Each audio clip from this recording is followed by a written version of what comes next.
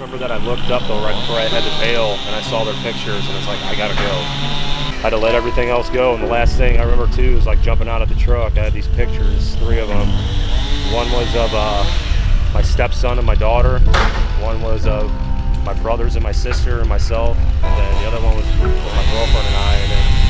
And I saw their pictures, and it's like, I gotta go. It's either do or die. So.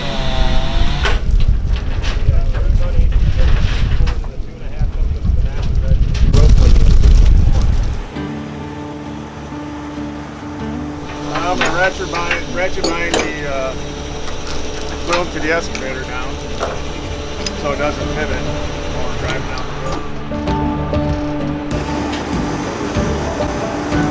They said you got halfway here and forgot your muck boots. Yeah. Yeah. I did. Yeah. As I walked past them, Kevin's telling me he didn't have them. Yeah, I should bring mine. Maybe. I'll be in the machine. We're out in, I think we're south of Herman. The guy got swept away in like a swift water passing. He surfed basically down, and he was in the bed of his truck, scanning the bank to look for a place to jump out. This vehicle ended up, I don't know, I want to say it's maybe a mile and a half, I want to say, roughly. And it came to a rest in this creek here into like a beaver dam. We're going to pull it out of there.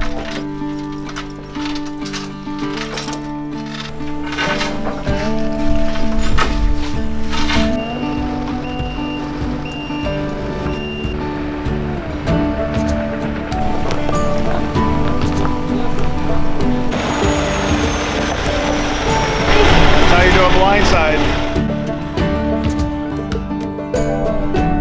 This isn't where he got swept away, though. No, this is not where he got swept away, but this is the only way in and the only way out. Wow.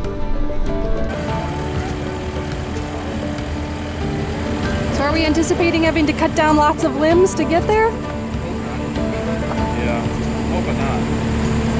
Hoping the excavator does most of the work as far as the trees go. Do what we gotta do.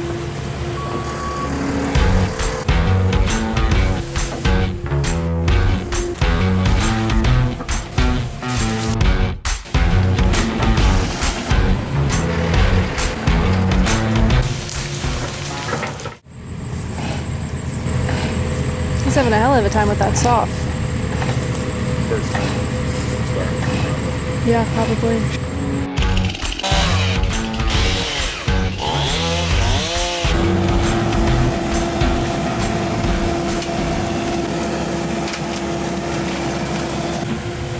Got the thumb on that bucket. So he can grab stuff. Well, he gets to hone his skills a little more.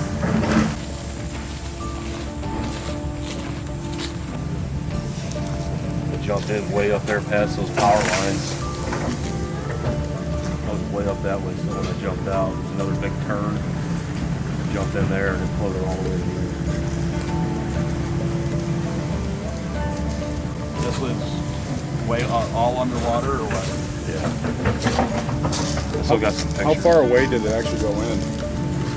Mile and a half, 2 miles. Oh, really? Yeah. So there was a couple creek crossings that I went through, and I'm like, okay, it's not that bad down this way then. So there was this farm that I always look back up to, and then right before that farm there's a low water bridge, and I've never seen the bridge that high before, but I took my eyes off the road for like literally half a second, and then that's right when I went into the water. And then it started washing me down. Little Lost Creek, then Little Lost Creek dumps into Big Lost Creek right here. So I basically rode the truck for a minute and a half maybe, if I can remember right, just everything was happening so fast. And then I tried to jump out to a root wad. I slipped off of my truck from the bed, and then I was in the water for literally 10, 15 seconds trying to swim to another root wad, and then that's when I was able to put my feet up onto that root wad and launch myself up there.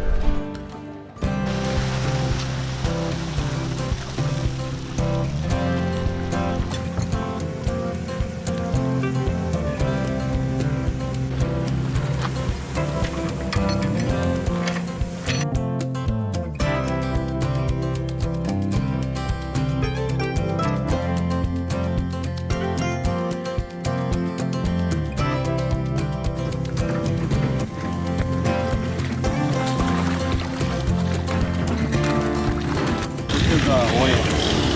See the sheen on the water?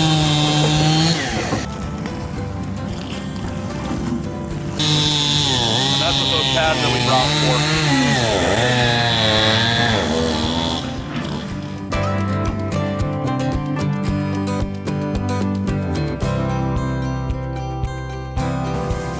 You had a lot of stuff like this happen?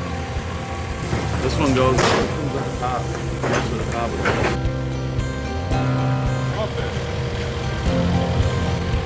He's mad too.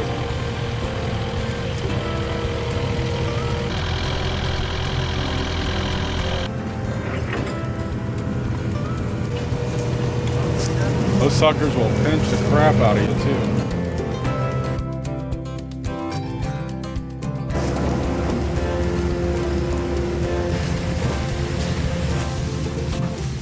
It was pitch black out too. And I was able to, there's a field back this way. I walked out of that field and I can see the power lines that come through here. And I'm like, okay, I know I'm somewhere at least. I was able to walk, and luckily the only thing I had, there was a few bruises on me, but nothing like, lost my phone, I couldn't call anybody or anything like that. No flashlight. So the road that you all came in on, the blacktop, I walked the entire road back east. And then from there, I walked all the way back to my sister's house, which is 6 miles away.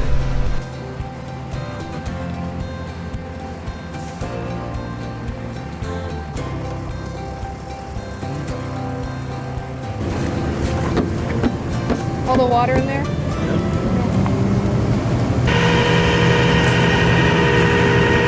Ready to jump out at it right there through that window. Wow. Got some bruises. You jumped out of the driver's side window? Yeah. Wow. And that's when I went to the bed from there.